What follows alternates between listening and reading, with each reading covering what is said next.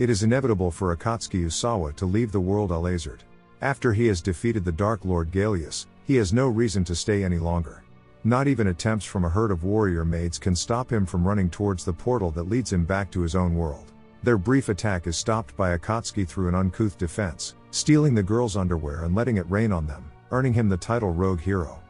Back in his own world, Akatsuki has to navigate his way through his new life at Babel Academy, a school for children with the mysterious Salmon syndrome. For 30 years now, since the syndrome's first discovery, thousands of children have been transferred to another dimension. Only half of the abducted manage to return to their own world. Amazingly, those who return retain the magical powers they have acquired in the other dimension. Babel Academy is there for these students. It teaches them to control their powers and guides them on the right path. But Akatsuki is not alone in his new life. He brought the Dark Lord's daughter Miu with him from Alayzard, fulfilling a promise he had made to the Dark Lord in his last minutes of life, to take care of his daughter. To remain unrecognized, Miu pretends to be Akatsuki's long-lost sister. But it is not Miu who raises attention. A group of mysterious people are puzzled over a prophecy about Akatsuki Ousawa. He is supposed to be a true hero and great king. The group assesses Akatsuki as a threat and takes it upon themselves to pay him a visit. Meanwhile, Akatsuki and Miu receive a tour of Babel Academy. When reaching the arena, they are told to demonstrate their fighting skills.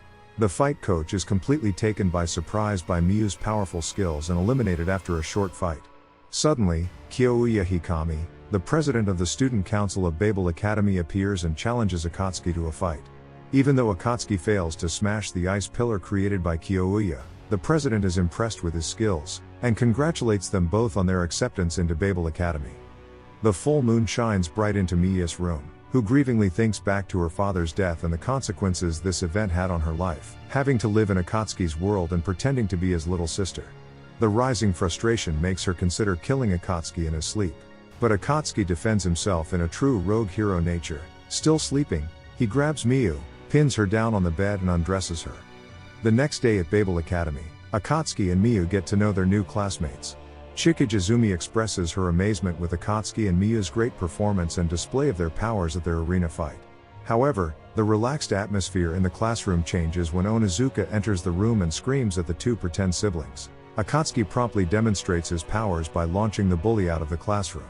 Consequently, Akatsuki is called into the office of the Academy's discipline committee, where he is let off with a warning.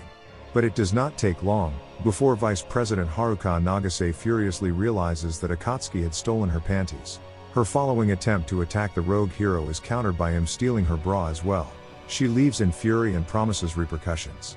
Later, Akatsuki and Miu are accidentally locked into a storage room with their classmate Chikijizumi and class representative Kuzua Domoto. After being locked in for a while, Kuzua desperately needs to go to the toilet. The seemingly hopeless situation is then solved by Akatsuki, by making all three girls wet themselves. The girls are enraged and join forces to get revenge on Akatsuki, but Miu wonders if the situation was really what it seemed. Maybe Akatsuki has acted as the girls' common enemy on purpose, to help Miu make friends?